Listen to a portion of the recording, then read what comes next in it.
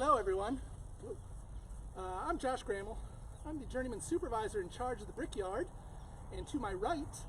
I'm Nick White, and I am the newest apprentice here at the Brickyard. That's right.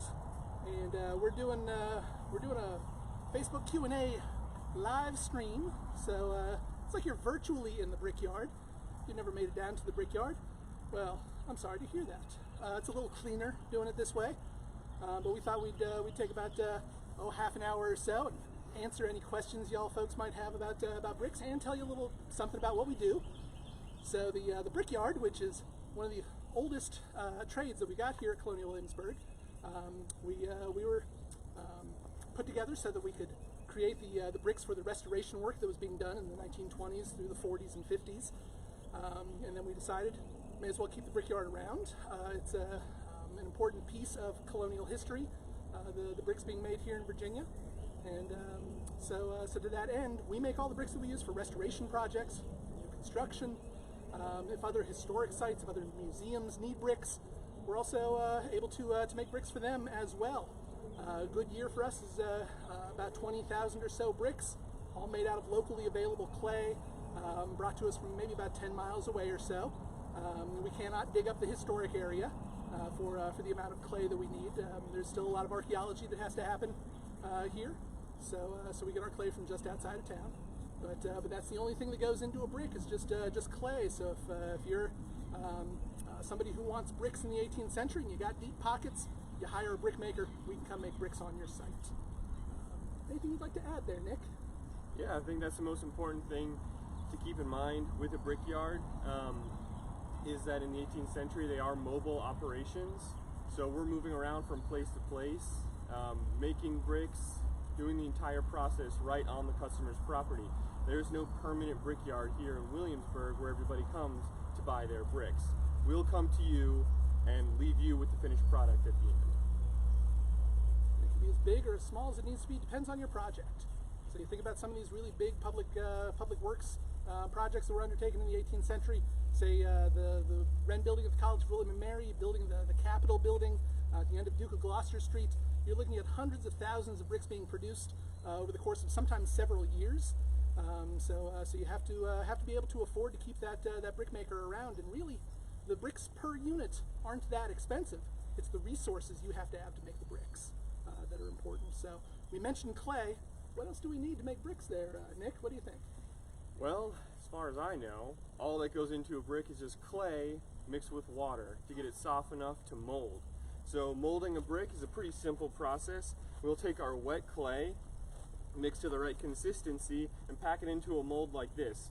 And we use a 2-brick mold because the job of carrying the mold back and forth from the drying area to the molding area, which is called off-bearing, that's a job that historically would have been done by a child.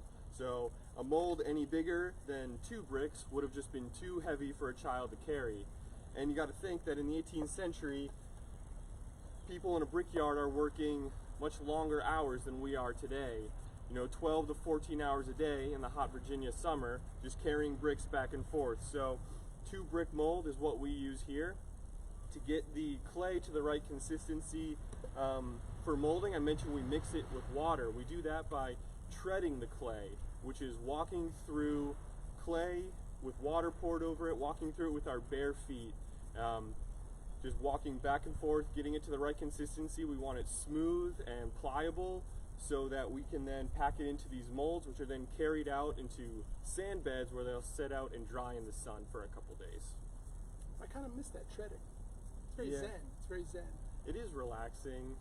I'm rather anxious these days for some reason.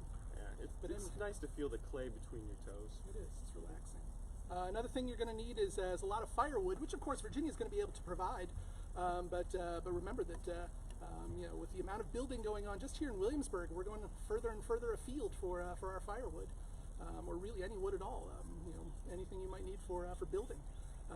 So that's a big expense, honestly.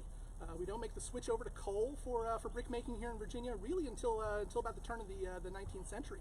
So by about 1800, we start using coal. They're using coal back in England because they have deforested quite a bit of England by the 1700s. By the 1660s, they're making the switch over to coal. We don't have to do that quite yet here in Virginia. We figured the trees aren't going to run out, but they might. Yeah. Yeah, so brickmaking, as far as specific materials that you need for making the bricks, it's pretty minimal. You just need a lot of what we have, which is clay, water, and firewood. You just need a lot of it. The other important thing that goes into brickmaking is the labor as well. In the 18th century, brickmaking is not exactly a desirable position. You're not going to be making a lot of money working in a brickyard unless you're the boss, you're the one in charge. Yeah, so yeah, bad luck for me. This guy's in good shape. Little Johnny's getting buckles for his shoes. In the 18th century, brickmaking was primarily forced labor, so that means it was mostly enslaved individuals and sometimes indentured servants or convicts who would be working in a brickyard. You wouldn't see anyone working in a brickyard, at least doing the labor portion of working in a brickyard. It's not something that's done by choice. However, we also do bricklaying in addition to brickmaking. It's something that I'm just starting to learn as an apprentice, but that is a skilled trade in the 18th century where you would serve an apprenticeship and you would get paid for that job. That's a good point. We do know that there were plenty of convict laborers making bricks as well.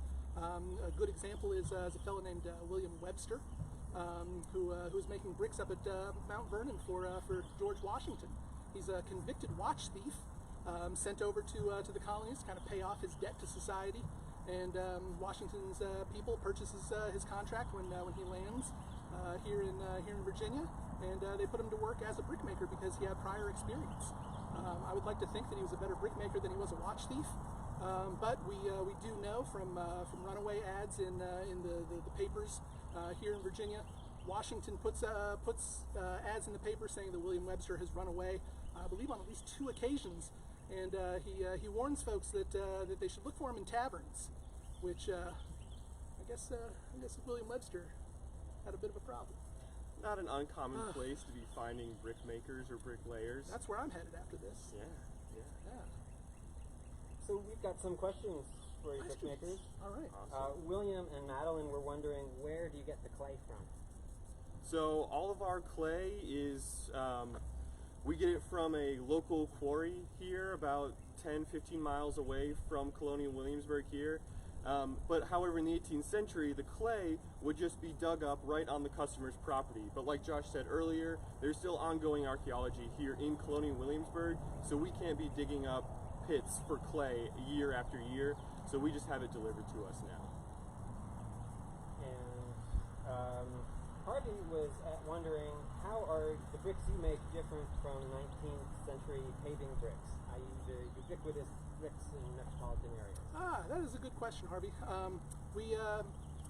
They're probably manufactured in a very, very similar way.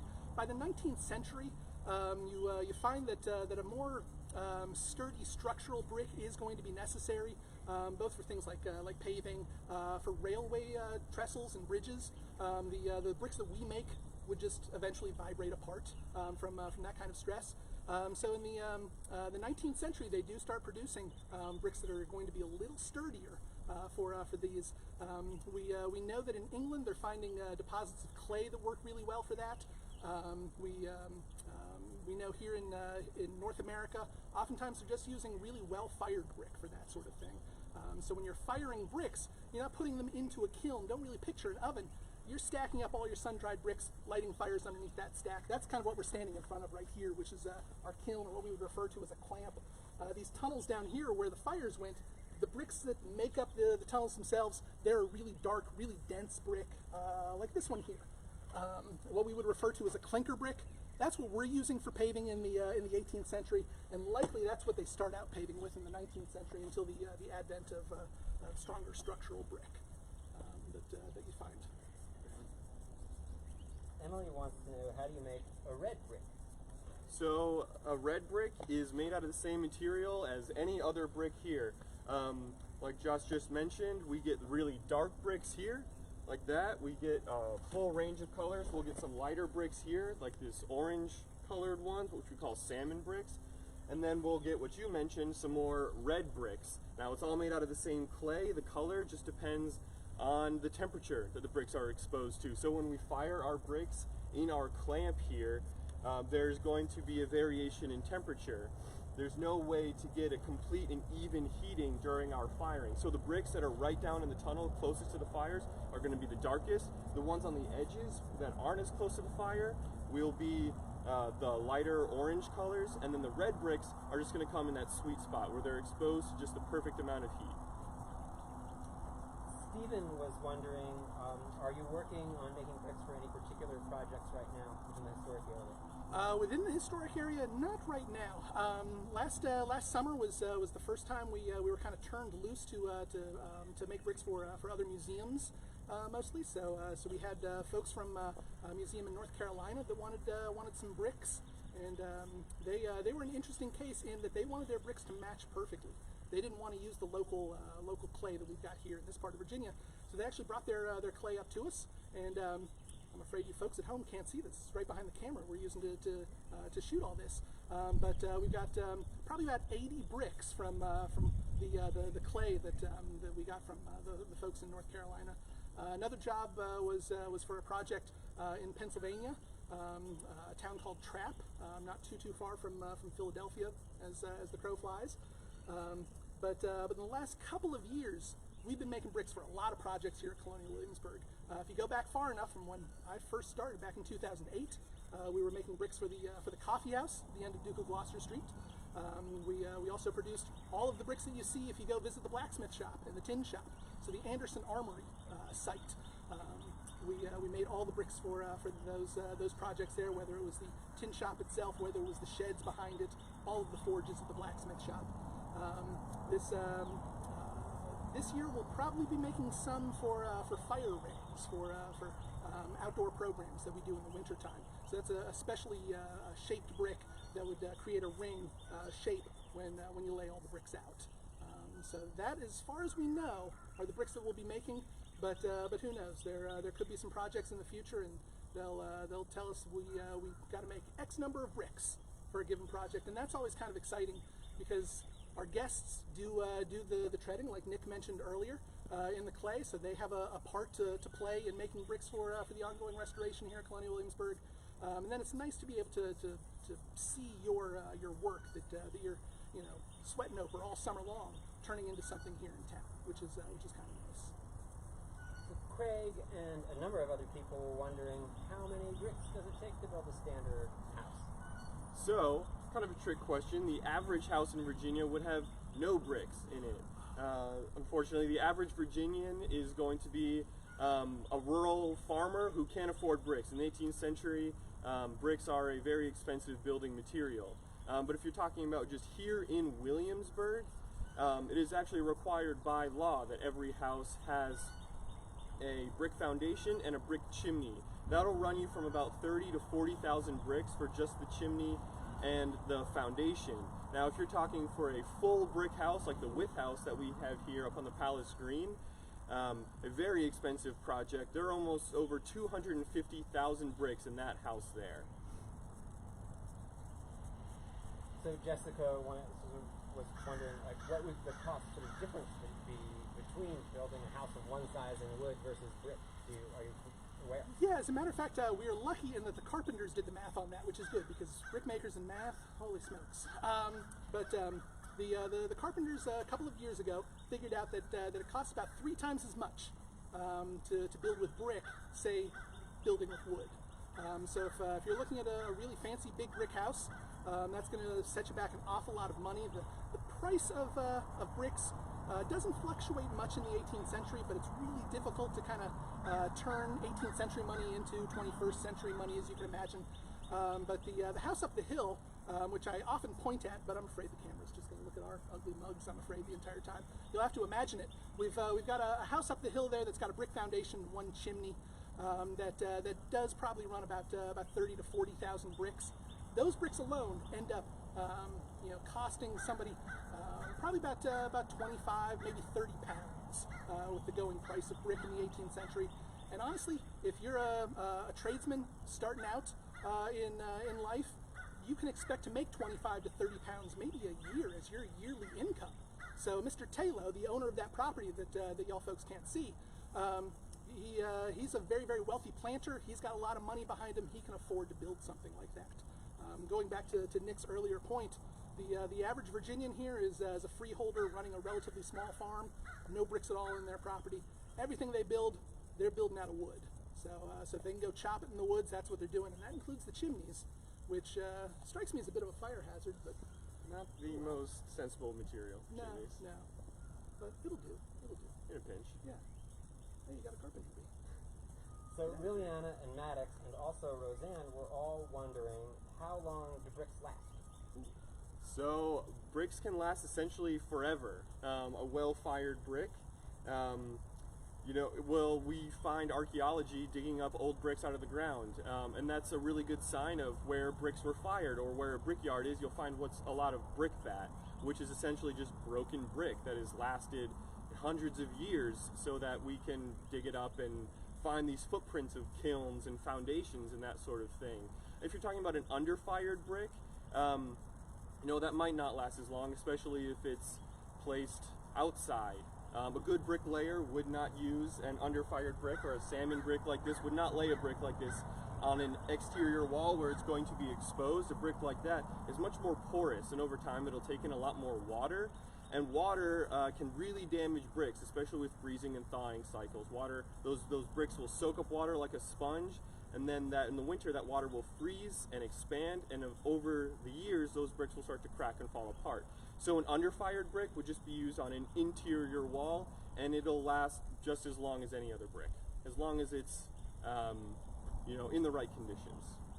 I would like to throw out there as my personal guarantee here at Colonial Williamsburg, our bricks will last 500 years, and if you're not happy, you can come see me. We'll work it out. Melanie was wondering what a clinker was used for.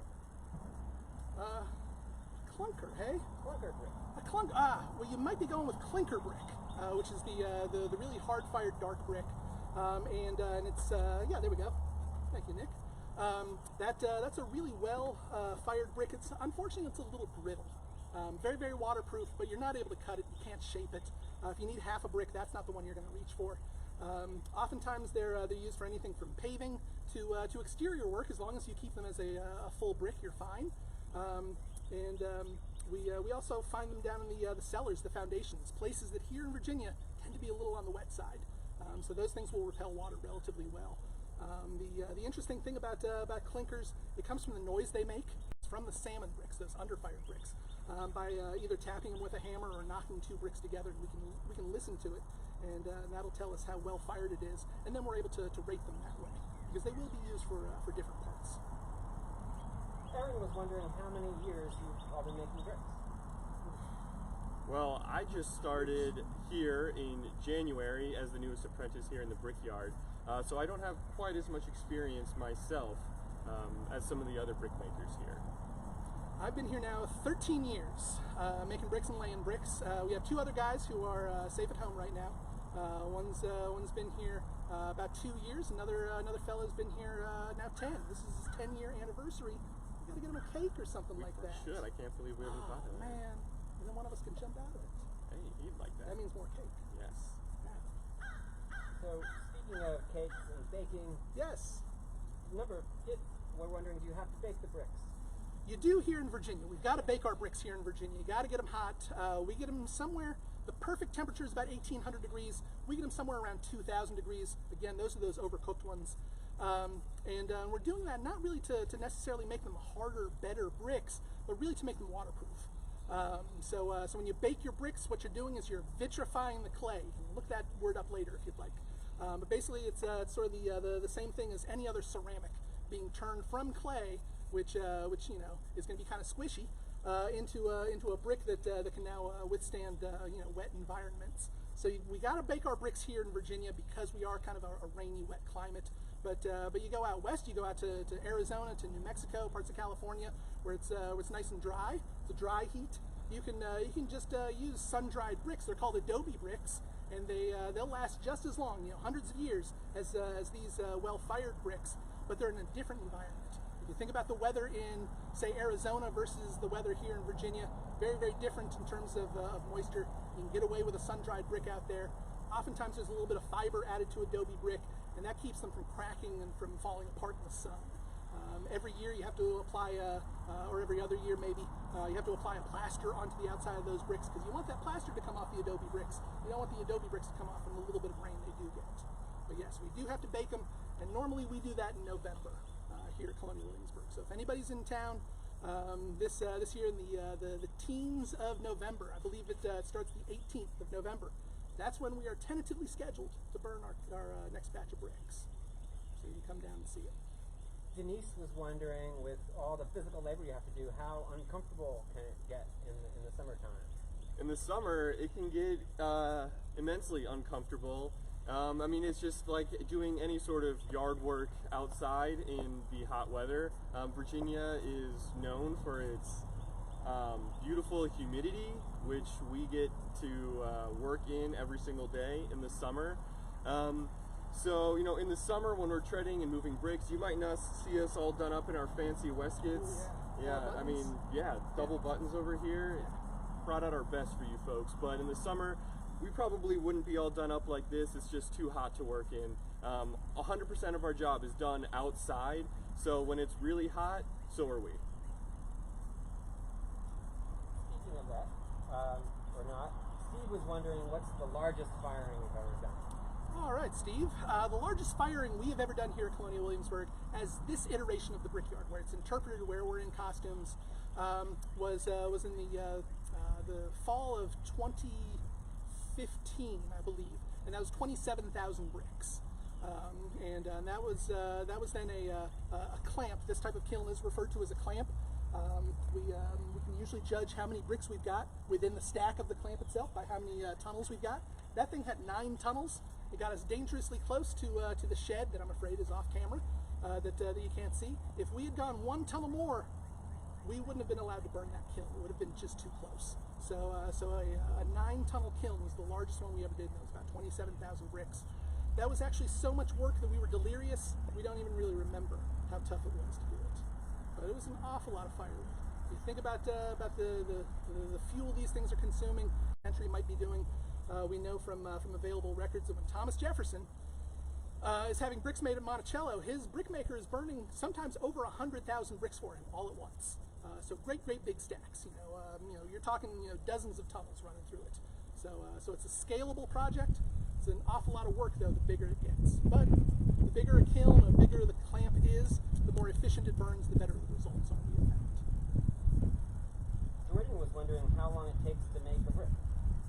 So the actual just making the brick can be done in a matter of seconds. All it takes is taking that wet clay on the molding table, rolling it into a ball and just throwing it into the mold that I showed you guys earlier. So at that point, the brick is shaped. Now, if you're talking about from the clay all the way to the finished product, that's going to be potentially a matter of months, depending on when in the season that specific brick was made. Because after a brick is molded, it then has to dry in the sun, and then after being sun-dried, it's moved into our drying shed, where we will continue to stack our sun-dried bricks until the end of the brickmaking season, which is usually sometime in September. So all summer long, we are just making our unfired bricks, what we call green bricks, which is just sun-dried clay. So molding them, drying them, and then stacking up in the drying shed where they'll continue to dry and we can keep them out of the rain. And then when the fall comes around and it's time to fire in November, then we take all of our unfired bricks, we build our kiln out of those unfired bricks, and we just fire them all at once. So a brick that's made in April, won't be finished until November, but a brick made on the very last day of brick making only has to wait, 2 months before it's fired. So if you're just talking about molding, just a couple seconds, but it could be months if you're going from the molding all the way to the finished fired brick. Jack was wondering if you put any personal marks on bricks. Occasionally we do, Jack. Now in the 18th century, think about a team of enslaved labor making bricks. They're probably not going to stop too often and write anything or draw anything in their bricks or leave any marks. We have that luxury here in Colonial Williamsburg. We're making bricks with you guys, with our guests. So every now and again you'll find a name scrawled into a brick, because the brick, when it's laid out in the sun, is usually kind of nice and squishy. You get yourself a nice nail or a stick or something like that, You can write almost anything you like. You got to keep it clean, folks. But we found all sorts of names. Sometimes we have been able to give these bricks back to the folks who helped us make them. Other times we have no idea what these kids were trying to get across on the bricks. We don't find any markings though in 18th century bricks, not in a systematic manner. It really isn't until the 19th century, when you've got machinery making bricks, that you really start to see any sort of logo or maker's marks or anything like that in bricks. The coolest thing though that we tend to find in 18th century brickwork is going to be finger marks. Because if you think about it, the brick, when you lay it out in the sand bed, is on its back, and you got to use your fingers to kind of tip it up so that end will get dry. If somebody leaves their finger marks in there, it's kind of cool. You see the a very, very human mark on those bricks. They did it completely by accident. Sometimes the bricks are visible when they're laying them in a project, and it's really kind of humbling. You'll find brickmakers, whenever we go to one of these old buildings here in Virginia, we'll put our fingers in the same spots as the original brickmakers did. It's kind of humbling. You get kind of a cool sense of somebody who came before you doing the same really unpleasant job. So speaking of old brick buildings, Elise Catherine was wondering, what's your favorite brick building in the world? The world's pretty big. Yeah. That stretches all the way to California. Wow. Well, as an apprentice, my knowledge of bricks is still budding. We've gotten an opportunity to see some really cool brick buildings here on some field trips and things we've done. But we saw some really cool brick ruins. Roswell was some really cool brick ruins. So I guess you couldn't call it a building anymore, but that was a really impressive structure. Just kind of the brick shell was left, and you could see, the fireplaces stacked on top of each other from the different floors. And it was just really cool to see something that massive, but in its ruined state. I really enjoyed seeing that. Yeah, and that's over in Gloucester County on the other side of the York River. So if you're local, you might be able to get out there. For me, I honestly got a bit of a soft spot for the jail cells here in town, and maybe that sounds weird, but you think about it. That's that's oftentimes for a lot of folks, because this is where the general court would meet here in Williamsburg in the 18th century. That could be potentially your first view of Williamsburg as somebody who lives over in Richmond, let's say, has been accused of a crime. You're brought here to stand trial. That's the first thing you see is that jail cell that you're about to be thrown into, and then the really impressive Capitol building. That's where the general court would meet. That's where your fate was decided. So seeing something that big and that grand was probably pretty surprising to a lot of farmers from really small towns, little localities here all over Virginia. The two most impressive buildings we've got are designed to really kind of put the scare into you, which I think is kind of cool. So I think we have time for a couple more questions. All right. Mark was wondering if, since you were speaking of Roswell, have you guys done any work for that house? Or for Roswell, we have not. Roswell specifically, we tend to confine most of our efforts for just the buildings here at Colonial Williamsburg. As you can imagine, there's 4 of us here in the brickyard. We've got more than enough work to keep us busy here. Making sure everything looks appropriately 18th century for y'all, and maintains a safe brick look. But a couple of us do outside work, and we've worked for other historic sites and private individuals who own old homes. We have not done any work, however, at Roswell. We have, however, as representatives of Colonial Williamsburg, done a lot of work out at Jamestown. So the brick church tower that is on Jamestown Island. In the summer of 2013, we made a couple thousand bricks for that restoration project, and then working alongside our colleagues with Preservation Virginia, we did the preservation work in 2013 and 14. And that was a really, really cool project. So let's go out with a bang. Rachel wanted to know if you could talk about myths of exploding bricks in kilns.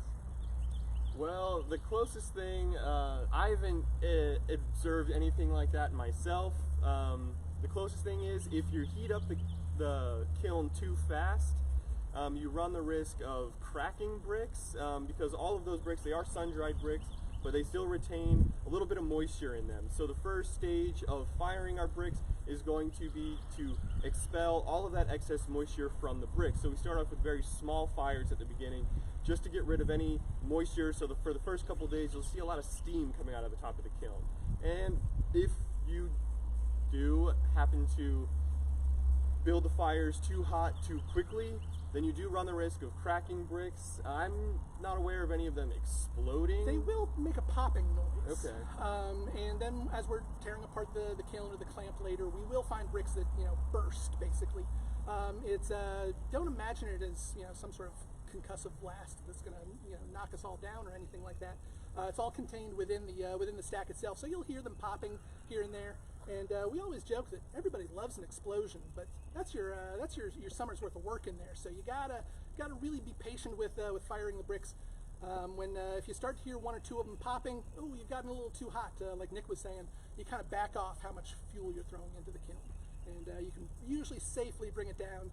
And no harm, no foul if one or two of them burst that way. Yeah.